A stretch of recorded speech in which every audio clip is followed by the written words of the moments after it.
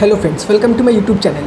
तो এখন কথা বলবো আপকামিং বাংলা ফিল্ম মিনি নিয়ে, যেটা ট্রেলার আজকে রিলিজ হয়ে গেছে এবং এই ফিল্মটার মধ্যে আমরা দেখতে পাবো মিমি চক্রবর্তী এবং তার সাথে আছে ডেবিউ করছে আয়ন্যা চ্যাটার্জি এবং ফিল্মটার ডিরেক্টর হচ্ছে মৈনাক ভৌমিক। তো আজকে মিনি ট্রেলার লঞ্চ ইভেন্টে আমি ইনভাইটেড ছিলাম, তো সেখানে গিয়ে আমি ট্রেলারটা দেখলাম কীরকম হয়েছিল। তো তার জন্য অবভিয়াসলি ধন্যবাদ তাদেরকে যারা এই ইনিশিয়েটিভটা নিয়েছিল। ওখানে তো আমি ট্রেলারটা অবভিয়াসলি দেখেছিলাম কীরকম হয়েছিল, তো তাও আরেকবার দেখবো তোমাদের সাথেই, তারপর কথা বলবো এই ট্রেলারটা নিয়ে।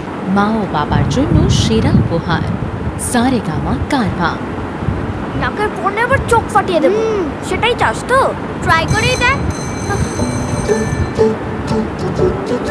পেইন্টিং করার কেপপের বাইরেও আমার একটা গুন্ডা সাইড আছে। হ্যাঁ, তুমি না আমায় ঠিক করে চেনোই না। তুমি না আমাকে ঠিক করে চেনোই না। তোর এজেন্ডাটা ঠিক কি? এই কয়েকদিন আমাকে পাগল করে দিবি, তাই না? Same Pench bro. আমি তোর ব্রো নই, মাসি। ভালো কাবলি ইচ্ছেগুলো মাখলে লঙ্কা লাগবে ভালো। বাবা আবার বিয়ে করছে। সরি। মায়ের ঘরে দেখলাম কার্ডটা পড়ে আছে। বাড়ির সাপোর্টটাই আসো। এবার বেবি সিটার রাখবো মা। কেন? মিনির একটা মাসি আছে, তাই না? 10টা ড্রেস বানানো আর একটা বাচ্চাকে মানুষ করা এক। মিনি তো আর জানে না যে ওর মাসি একটা লুজার।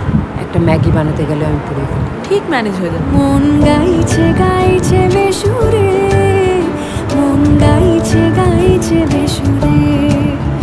বাড়িতে ওকে একটুও বকেন না, না আদরে আরো বকে যাচ্ছে। আমি জানি অন্য সবার মতো আমি তোমার কাছেও একটা বার্ডেন। কারো কথা শোনে না তো। এক্স্যাক্টলি, কিন্তু কথা শোনাতে ঠিক পারে। ঠাম্মির মতো হয়েছে না? তো সমস্যাটা কি? তোকে মিনিকে দেখাশোনা করতে হচ্ছে বলে you are taking it out on me, তাই তো? তুই কি মনে করিস তুই যা ইচ্ছে তাই করে যাবি আর লোকে সেটাকে কিউট কিউট বলে ক্ষমা করে যাবে? তুমি এভাবে বলতে পারো না, তুমি আমার মা নাও। তুই বেরো আমার বাড়ি থেকে, বেরো বেরো বেরো বেরো।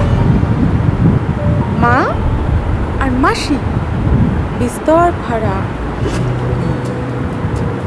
বাচ্চা মানুষ করার ব্যাপারে না কোনো ফিক্স নিয়মাবলী নেই, বুঝলি? মা আমি না আর পারছি না। তোমার কাছে রাখা আছে আমার কিছু গান। তোমার যদি চেঁচাতে মন হয় চেঁচাও। তুই সংসার নিয়ে ভাববি না? অভিমান তোমার কাছে। মাসি হয়ে 2 মাস সামলেছিস, তাতে কি? আমি ওর মা, আমি চাই না ও বড় হয়ে তোর মতো হোক।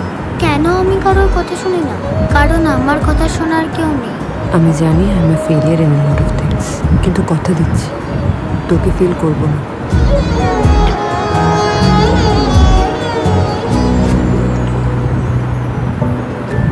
আমার না খুব টেনশন হচ্ছে, তুই চল না আমার সাথে। কাবাব মে হাড্ডি হওয়ার জন্য পরে অনেক সময় পাবো। এটা তোমাদের ফার্স্ট প্রপার ডেট।